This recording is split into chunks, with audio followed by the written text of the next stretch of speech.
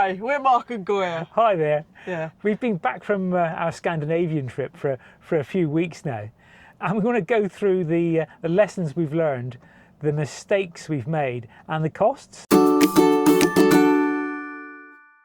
Currently, we're on another adventure. We're currently in Wales, on the coast near Fairborn. So if you hear the wind blowing, it's because it's blowing quite strong outside. Yeah, the weather has actually changed. The heat wave that we had has disappeared for a couple of days, I think. Yeah, and we'll bring you this adventure in a couple of weeks' time. So going through the lessons we've learned, one of the best things that we found, we've never done before, was the ferry from Harwich in Essex to the Hook of Holland. That was definitely a good idea. Normally for us, we normally take the ferry from either Plymouth to Roscoff or Dover to Calais. But because we were heading up into Scandinavia, we took the Harwich to Hook of Holland ferry, and that was a great find. The service was very good as well. And because it was seven and a half hours on the ferry, it gave you time to relax. With the price of diesel at the moment, it meant that we were several hundred miles closer to Scandinavia without having to drive those miles. Although we did have to drive to Harwich. Yeah, but it was no further than driving to Dover. Yeah, if you're heading to Germany, Scandinavia, Harwich to Hook of Holland is definitely worth thinking about. Definitely. And when we looked at the cost of it, we'll come on to the cost later, but it wasn't much more expensive than taking the ferry from Dover to Calais. No. And also, coming back from the Hook of Holland, wasn't it? It was much more pleasant. It was much more pleasant. We were slightly early, so we ended up going down and parking by a car park near the beach, didn't we? And there was quite a few bars along there. Yes. And the beach was absolutely gorgeous. In fact, it was our last day, and it was one of our better days. It was a shame, really, wasn't it? It was. But the whole experience of sailing from Harwich to Hook of Holland was far better than sailing Dover to Calais. Definitely. To get into Denmark, there are various ways. One is to actually drive from Germany into Denmark, crossing the border near Hamburg. But we chose to take the ferry from Puttgarden to Rodby. And that turned out to be a great decision, because by buying the ferry ticket, you could also buy a combined ticket that included the Øresund Bridge, and that seemed to save us a lot of money and a lot of time. And time, yes. Time, yeah. Because we were able to go from Germany straight to Denmark, not far from Copenhagen, and we were able to see Dodekilitten as we got into Denmark, and then it was only just a couple of hours drive onto Copenhagen. So that route, Puttgarden, Rodby, including the Øresund ferry, yeah, that was definitely a good move. One thing we felt we did get right was driving up through Sweden and back down through Norway. The roads in Sweden were definitely faster, but they were a little boring at times. They were a little boring. Quite straight and just rows and rows of trees. Yeah, lots and lots of trees. In fact, in the comments of our videos, a lot of people were suggesting different routes to travel, and probably it would be worth coming off the main. I think it's the E4 is the main route, and investigating routes like the E45, which are perhaps have more sights and are more scenic. But saying that, we had some stunning park-ups in Sweden. Yeah, we did. We did. Quite a few that we were on our own. They had their own fire pits with axes, because they supplied the wood as well, didn't they? Yes. And by lake or fjords. But Sweden is definitely set up for campervanning. Definitely. Our original plan was to drive all the way to the Lofoten Islands, but it quickly became apparent that the distances involved were going to be too great, and that we were going to be spending too much time driving and too much time in the van. Yeah. So we adjusted our plans to miss out the Lofoten Islands and head quicker into Norway. We saw lots of the iconic red wooden houses in Stokke. In Stokke, that's right. Yeah. So we felt that perhaps going to the Lofoten Islands, we'd only see the same again. So we think we perhaps didn't miss out too much. If you disagree, please leave a comment. Obviously, we would have liked to have got there. But yeah, we felt it was going to be too much driving and too far to go. Yeah. Saying that though, we did come across many people, many other campervanners who were driving or had driven up to Nordkapp, to the very top of Norway, and that is a huge trek. I don't know how many thousand miles that would have added to our trip, but that was never our intention. We use a refillable LPG gas cylinder, and that proved to be the easiest way for getting gas. And in Scandinavia, at least in Norway and Sweden, it proved really, really easy to get gas refilled. And it's so much cheaper. In other countries, we've sometimes struggled to get the gas refilled, but in those two countries, it was not a problem. We were able to get gas very easily in Norway, Sweden, and Germany.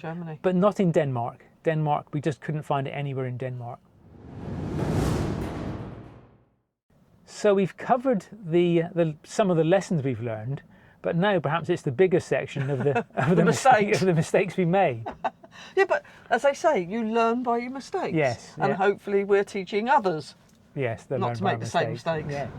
Yeah, one of the biggest mistakes we made was underestimating the driving distances and the times, really, wasn't it? We tend to compare it to how we drive at home, maybe, but they were taking something like 150 miles was taking at least 4 hours, wasn't it? Because of the slowness of the speeds and the roads. Yes.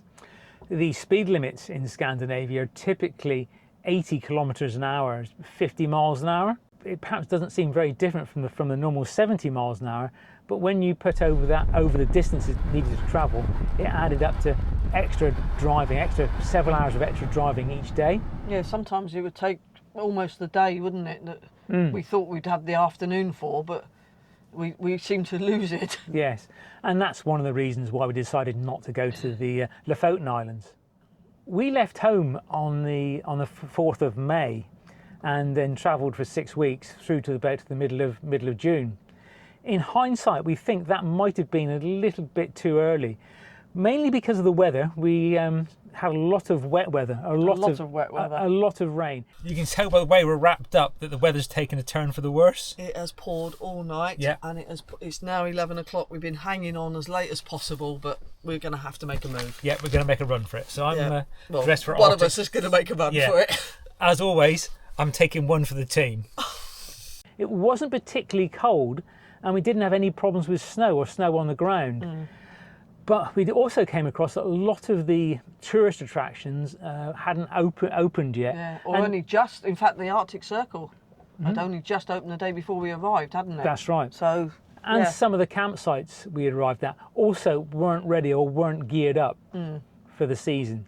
So yeah, we probably went maybe 2 or 3 weeks too early. But because of other pressures, that's the only time we could have travelled. The upside is it was pretty quiet. Yeah. We weren't surrounded by crowds. We were able to camp anywhere. So yeah, if you're travelling to Scandinavia, and parking was made easier. Yeah, I wouldn't travel any earlier than the beginning of May. One of the biggest mistakes I potentially made was not signing up to the AutoPass scheme before leaving home. The AutoPass scheme allows you to get a tag for the windscreen of your car in advance of your trip, and then you get discounts on ferry fares and toll roads in Norway. Because I left it too late, it just wasn't an option. So the next best thing to do is to sign up for the e-pass scheme, which is required for Sweden and Norway, and it's a digital toll system. You register your registration number of your vehicle, and then they send you an invoice for the tolls that you've crossed at the end of the month. And for us, that worked out okay. Yeah. It got a little bit worrying because the bill took a long time. It did take a long while. You was quite stressy over that. Because what it seems like, if you don't register for that scheme, they can charge you up to 14 euros for like a fine or a penalty for each toll road you use for looking up your registration number. So if you don't register for something in Scandinavia before you go, you could get heavy penalties for not doing that. There's a lot to look into. Yes. Yeah. So I tend to take it for granted because he sorts it all out. So the e-pass scheme covers you for the toll roads, and the other thing we signed up for was ferry pay. And ferry pay is the scheme in Norway, where again you register your vehicle's registration number, and as you get onto the ferries, they take your take a picture of They you. take a picture, or there's already a camera up there. And that's used to charge the ferry fares. So our first experience was a little disconcerting. A bit sketchy, wasn't it? Because we just drove onto the ferry, nobody asked for any money, there didn't seem to be any cameras, and we were thinking, well, have we done this right? But in the end, it turned out okay. The big advantage of the AutoPass scheme, on the ferries at least, it does give you a discount up to a 40% discount. But we didn't sign up for that. We signed up for the e-pass. You don't put the length of your vehicle in, and it's up to the operator on the ferry to decide how long your vehicle is. Our van is 6.4 meters long, so it should fall into the higher band of ferry charges, which are almost twice that of a normal car. But for at least half the ferries we went on, the ferry operator must have ticked the wrong box and put us down for a 6-meter van, which means that we were charged the same as a normal car. So even if we signed up for the AutoPass scheme, I'm not sure we'd have saved much money, because then we would have been paying the 8-meter rate on every ferry. So I hope that you followed that. I'm glad they did.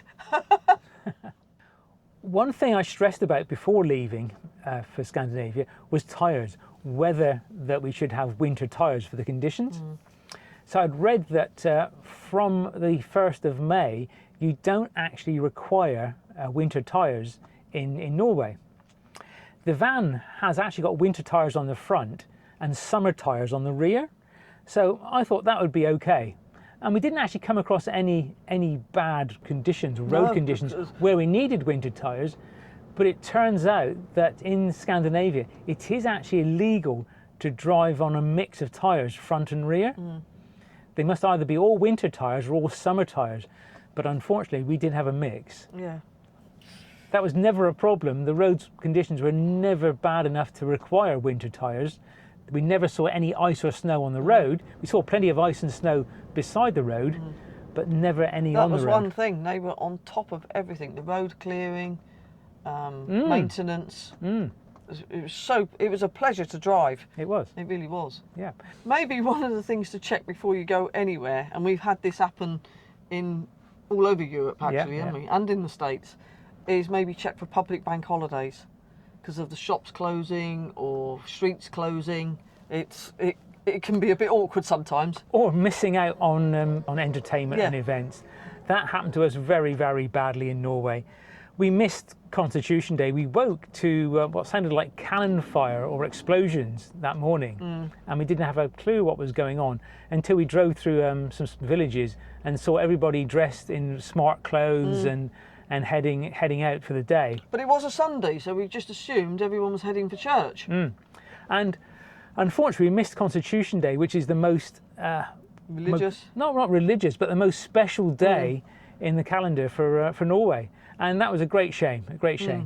But we did bump into a great group of people on Constitution Day at Sandnesjøen, and they sung us the Norwegian national anthem.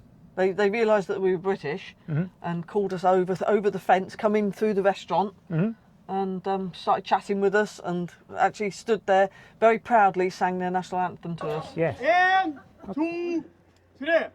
Ja, vi elsker dette landet som det stiger frem.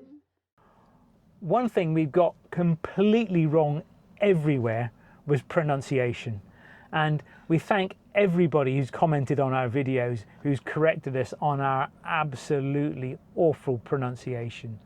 I think for us Brits, English speakers, the inflections, the different sounds of the letters are completely odd for us. So if you've watched our other videos in this series, traveling through Denmark, Sweden and Norway, we apologise profusely for mangling every place name we came across. And finally, we want to cover is what this trip cost us. We're not going to add up all the little costs of coffees and food, because everybody spends money differently. All we're going to focus on and concentrate on is the main expenses that you can't avoid. That everybody has. So. For any camper van trip, diesel is nearly always the biggest cost, and this was no exception. We went at the time when the diesel and fuel prices were at their highest for years and years and years, so that didn't help at all. So over the 45 days we were away, we travelled 4,846 miles, and Margot the van did an average of 30 miles a gallon, which is pretty good. But even despite that pretty good fuel consumption, we still spent nearly £1,200 on diesel. In fact, it was £1,185 on diesel. The price of diesel varied greatly. In Norway, it was the cheapest, and in Netherlands, it was the most expensive. And in fact, in the Netherlands, we actually tried to avoid buying fuel in the Netherlands. We actually filled up in Germany and then back in the UK on the way back, just to avoid filling up in the more expensive countries. And it was varying by, I don't know, 20 or 30 pence a litre from country to country. So yeah, big differences. Campsites, parking up. We try to mainly wild camp where possible. Obviously that's not always possible. Sometimes it's not allowed, it's illegal. Other times you need to obviously empty and fill up the vans and everything. So for the 45 nights that we was away, we actually stayed on campsites for 25 of those nights, and that cost us £719. Yeah, for those 25 for those 25 nights. And again, that varied greatly. In some places like Copenhagen, where we stayed on a full service campsite, I think that was nearly £50 a night. In other places, it was very informal, and it was almost by donation, and we were paying as little as £10 a night. Yeah. So there was a huge variation in where we stayed and what we paid. The other main expense on this trip was ferries. Of course, we had to cross from the UK to mainland Europe, from Germany to Denmark, from Denmark into Sweden, and then coming all the way back through Norway, the various ferries, and then another ferry from Norway back to Denmark. So the main ferry journeys, and that was from UK to the Hook of Holland, from Germany into Denmark, over the Øresund Bridge, and the ferry from Larvik to Hirtshals, they came to £719, which is spookily the same as the cost of the accommodation as well, of the campsites. The other weird thing about being over there as well, though, was how much of our time we spent underground. Yes, especially in Norway. Yes. We went through one of the longest tunnels, which I think was 15 miles, was it? Yeah, 15 miles long. 15 miles. And as fast as you come out of one tunnel, you're going into another. And I think one of those days we travelled 146 miles, I think it was. And I think 36 of those miles was actually underground. Yes. But the tunnels were absolutely amazing. That brings us nicely onto toll roads and toll costs. We drove about half the length of Norway, following the coast from near Mo i Rana around to Oslo. And that distance cost us £87.40 in tolls, and that was again collected using the e-pass system. The invoice comes through at the end of each calendar month, and again we were getting a little bit panicky because it wasn't until the 15th of the month following that the actual invoice came in, and I was getting a bit squeaky bum thinking, have we actually done this right? Are these invoices actually going to come in? In fact, we've only just had the last one come through now, I believe, haven't we? Yeah, that's almost 6 weeks after leaving Scandinavia. The last invoices come in. And the last expense we've had is the 10 ferries we did coming down through Norway, the short ferries crossing the fjords. We did 10 of those ferries, and the cost of those 10 ferries was £159. Again, we explained that we used the ferry pay system, where we didn't get a discount, but we were charged at the car rate, the 0 to 6 metre length rate, rather than the 8 metre length we should have been charged. but still it came to £159.40 for all the ferries. But again, the ferries were running on time. They were immaculate. They were smooth, and you just got the scenery. So that brings us to the grand total. So what we spent on diesel, ferries, accommodation and toll roads came to £2,870. But of course, on top of that, we paid for food, entertainment and everything else. So thanks for watching, guys. Hopefully you find that useful, and that gives you an idea of the costs of a camper van trip to Scandinavia, and some of the lessons and some of the mistakes to avoid. As always, if you like our videos, please like, comment and subscribe. Yes, please. It really does help us Especially the grow. comments. I love reading the comments. And we'll see you next time. Yep. Thanks very much. Thanks. Bye. Bye.